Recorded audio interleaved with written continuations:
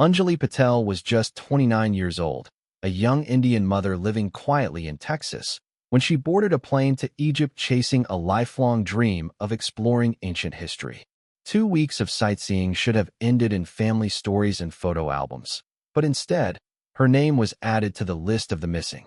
What began as a vacation quickly unraveled into one of the most chilling mysteries ever connected to the sands of Luxor. A modern woman swallowed by whispers of a cult, ancient tombs, and the terrifying idea of Pharaoh slavery. In the spring of 2018, the air in Texas was warming, and with it came a sense of restlessness for a 29-year-old Indian mother who had always dreamed of seeing the world. Life at home was comfortable but routine.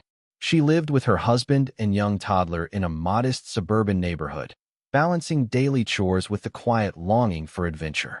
For years, she had been fascinated by the stories of ancient Egypt, the pyramids rising against the desert sky, and the mysteries of pharaohs who once ruled a land so different from her own.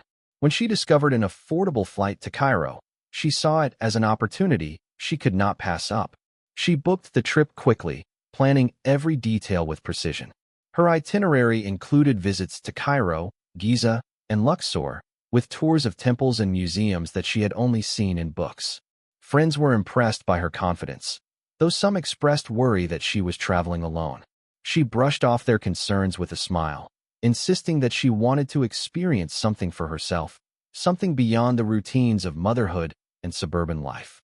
As the day of departure arrived, she kissed her toddler goodbye, reassuring her husband that it was only 2 weeks and that she would return refreshed and full of stories to tell.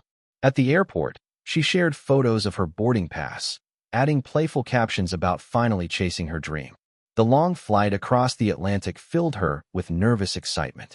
She imagined the first time she would stand before the pyramids, a dream that was now just hours away from reality. To those around her, it looked like the beginning of a joyous adventure. No one could have predicted that this journey would take a dark and irreversible turn. On her 7th day in Egypt, she reached Luxor, a city layered with history and surrounded by the echoes of ancient kings. Her social media posts had been regular up to this point. Photos of Cairo's chaotic streets, the towering pyramids of Giza, and boat rides along the Nile. But after she checked into a modest guest house near the Valley of the Kings, the updates stopped. At first, her family in Texas thought it was a matter of weak internet or exhaustion from travel. Hours turned into a full day, and unease began to grow. The guest house staff later told authorities she was polite and quiet when she arrived, asking questions about visiting nearby temples. They recalled seeing her leave with a small backpack that evening, but never seeing her return. By the following morning, her room remained untouched. Her belongings were neatly placed, a passport on the nightstand, wallet inside her purse, clothes folded inside her suitcase, and her phone charging by the bed. Nothing suggested she had planned to vanish voluntarily. Local police were contacted, and initial theories leaned toward a common crime. Tourists had been targets of scams and theft in the region before. Yet, the details didn't match. There was no sign of forced entry, no evidence of robbery, and no witness who saw her leave with anyone suspicious. The streets of Luxor, usually buzzing with tourists and guides, gave no clues. As hours turned into days, the situation grew stranger. Security cameras around the area provided almost nothing, only a blurred image of a figure walking toward the desert outskirts at night. Authorities struggled to explain why a visitor would abandon her possessions, passport, and even her phone. To those following the case, it no longer seemed like a simple disappearance. Something darker was unfolding. A week after her disappearance, whispers began to circulate among villagers living on the outskirts of Luxor. Some claimed they heard strange sounds at night, echoes of digging, faint metallic clanks, and voices carried by the desert wind. At first, authorities dismissed these stories as exaggerations, but pressure from the missing woman's family and growing media attention forced them to investigate. When a patrol swept the area, they discovered a section of desert ground that looked recently disturbed. The sand was looser, the rocks shifted unnaturally, as though someone had been working beneath the surface. Digging revealed a narrow shaft that appeared to collapse inward. Beneath it lay a passageway, dark and suffocating, stretching into the earth. What startled investigators most was that this passage was no modern construction. It bore the carved edges of an ancient tomb, hidden and undocumented. Dust coated the walls, but the air carried traces of smoke, as if torches had burned there recently. Scattered across the floor were plastic water bottles, empty food containers, and shoe prints leading deeper into the tomb. Someone had been inside. Further exploration revealed chambers lined with faded hieroglyphics. The imagery disturbed even seasoned archaeologists. Rows of women bound at the wrists, kneeling before a towering figure seated on a throne. These depictions were unlike typical tomb art, which usually celebrated gods or honored kings. Instead, they suggested servitude and captivity. The realization sent chills through the investigation team. Officials debated whether looters had stumbled upon the tomb and were using it for illegal activity, or if something more sinister was happening. Yet the presence of modern refuse and footprints suggested ongoing use. For the missing mother's family back in Texas, the discovery marked a turning point. What had seemed like a tourist gone astray was now tied to something ancient, secretive, and potentially ritualistic. As investigators delved deeper into the mysterious tomb, they uncovered clues pointing not just to looters, but to an organized network. The locals who had whispered about strange activity in the desert now spoke more openly, mentioning a group that called themselves the Guardians of the Pharaoh.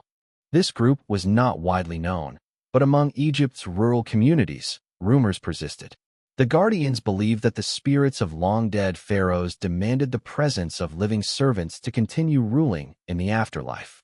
According to these stories, foreign women were particularly targeted, chosen as offerings, because they symbolized outsiders being bound to serve eternally. Tracing these whispers, investigators found hidden gathering places. A crumbling storage building on the edge of Luxor contained fragments of ceremonial robes, carved wooden masks, and scrolls replicating ancient texts. More disturbing were hand-drawn maps of tombs, including the unregistered one already uncovered. It was clear the group had been active for years, perhaps decades, using archaeological knowledge to find secluded places for their rituals. The timeline began to align with the missing mother's arrival. Flight records showed she had booked tours online with a small travel company that had no proper license. Investigators later discovered the company was a front tied to the Guardians. This explained how she may have been identified before even stepping foot in Egypt. They were watching, waiting, and prepared to lure her in under the guise of a cultural excursion. The more investigators pieced together, the more sinister the picture became. This was not a random crime, but a deliberate abduction orchestrated by people who believed they were fulfilling an ancient command. The notion that a modern tourist could be swallowed into a cult practicing pharaonic servitude shook even the most skeptical officials. When authorities raided a concealed safehouse linked to the Guardians of the Pharaoh, they expected to find smuggled artifacts or stolen relics. Instead, what they uncovered was far more disturbing. Inside were racks of linen garments cut to resemble ancient Egyptian attire, ropes and shackles aged by deliberate burning to appear authentic, and handwritten scripts describing ritual steps. Most chilling of all were stacks of videotapes and digital files. When investigators reviewed the footage, the recordings revealed ceremonies that blurred the line between performance and cruelty. Women were shown standing in dimly lit chambers, dressed in white linen, their arms bound tightly. They were positioned before a wooden throne carved to mimic the seat of a pharaoh, forced to bow while masked figures encircled them. Among these tapes, one frame caught the investigators' attention. A woman matching the missing mother's description stood motionless, her eyes downcast, linen robes draped awkwardly across her body. The image was grainy, but the resemblance was strong enough to shake those watching. What troubled them most was the setting. The walls in the footage were not part of the safe house. They matched the hieroglyphics and sandstone textures of the hidden tomb discovered weeks earlier. This meant the cult had been conducting their ceremonies inside the ancient chamber itself. The implications were grim. These were not isolated rituals staged for intimidation. They were systematic enactments rooted in the cult's belief system. Each recording suggested the women were not released afterward. Their fates were left to imagination, but the discovery of restraints and ritual tools hinted at permanent captivity.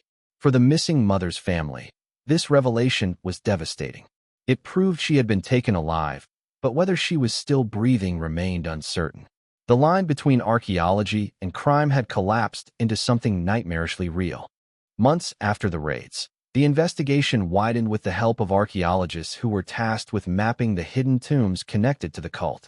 Beneath layers of sand and collapsed stone, they uncovered a passage sealed off crudely with heavy slabs.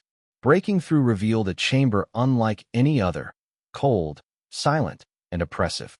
The walls were rough, unfinished compared to the decorated rooms of typical pharaonic tombs, as though this space was never meant for honor but for confinement. What lay inside confirmed the darkest fears. Scattered across the ground were skeletal remains, some shackled at the wrists and ankles with rusted iron restraints. Among the bones were fragments of modern fabrics, shreds of synthetic clothing, pieces of shoes, and strands of hair preserved by the dry desert air. These details made it clear that the remains did not all belong to the ancient past. Forensic analysis later revealed DNA matches to women reported missing in the region over the last decade. Tourists from Europe, Asia, and America had vanished without explanation, and now their fates were partially revealed in this hidden chamber of silence. Yet one detail stood out. Among the remains, none were conclusively linked to the missing Indian mother from Texas. Her DNA did not match any of the samples, leaving her fate unresolved. Instead, carved into one wall of the chamber was an eerie inscription written in English. The message read, "The Pharaoh never dies. The slaves remain." Investigators could not determine when it had been written or by whom, but its presence suggested deliberate intimidation. The discovery raised more questions than it answered. Was she still alive, kept in another hidden location?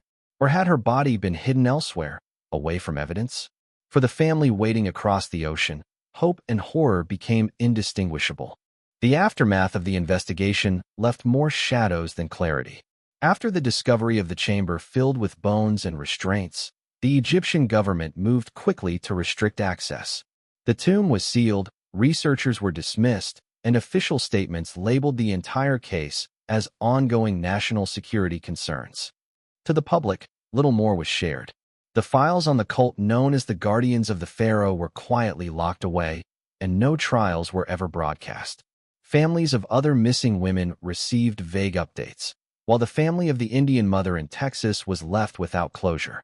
In Texas, her absence became a haunting presence. Her husband continued to raise their child, who grew old enough to ask questions about a mother remembered only through photos. Online forums dedicated to unsolved mysteries began to circulate theories. Some argued she had been murdered and hidden forever in the sands. Others suggested the Guardians of the Pharaoh still operated in secret, keeping captives in an undiscovered network of tombs stretching beneath Luxor and beyond. A smaller, more chilling theory speculated that she may have accepted her role, broken by ritual and fear, becoming part of the cult's fabric. The inscription found in the chamber, "The Pharaoh never dies. The slaves remain," added fuel to speculation. Was it a threat, a declaration, or the words of a victim etched into stone as a final message? Without her remains, no one could say for certain what became of her. Years have passed, yet the case lingers as one of the strangest mysteries blending ancient history with modern crime. Tourists still flock to Luxor, often unaware of the story buried beneath the desert. For those who know, the question remains unanswered. Did she vanish into death or into eternal servitude?